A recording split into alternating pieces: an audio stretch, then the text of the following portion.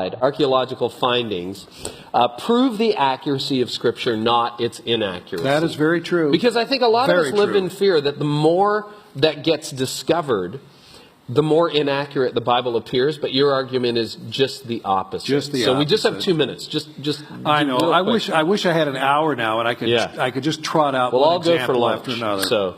Yeah, but it's true. Every year we find something else. What archaeology overwhelmingly shows is, hey, the Gospels are talking about the real world of Jesus.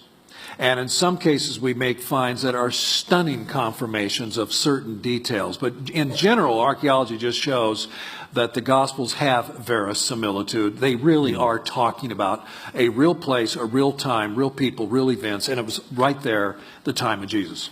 Okay, so you had told me earlier that archaeologists actually use the Bible to figure out where to dig.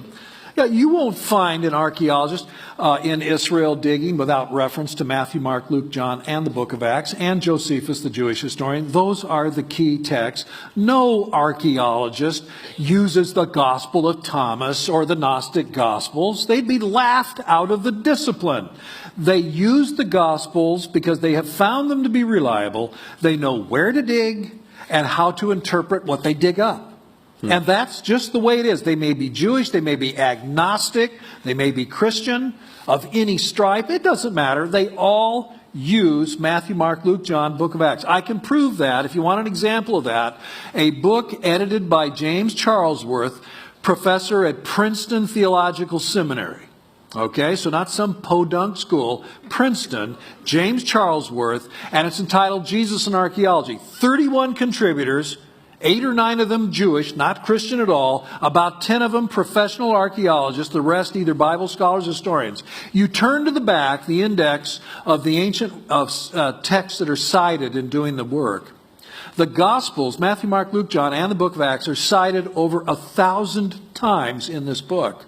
The Gnostic Gospels are never cited at all. That's the evidence that I'm talking about. So how much of what contemporary archaeology is unearthing is at odds with the Bible, disproves the Bible's account of things? Now, I can't think of a single example. There are lots and lots of stories in the Bible on which archaeology has shed no light yet, but there's lots of stuff. By the way, we've only excavated 5% of the biblical world. And most of those sites are only 10 to 20% excavated. So it's just a sample.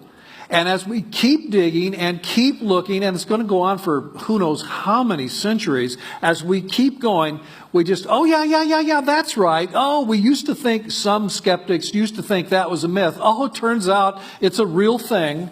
And that's the steady progress. Archaeology is only, in a modern scientific sense, just a little over 100 years old. So this is the part that really surprised me. That the more historians and archaeologists discover, the more accurate the Bible appears. It is. And if we had time, I could tell you about the minimalists. People would say, oh, there was no King David. Samuel and Kings are just, that's a mythological kingdom.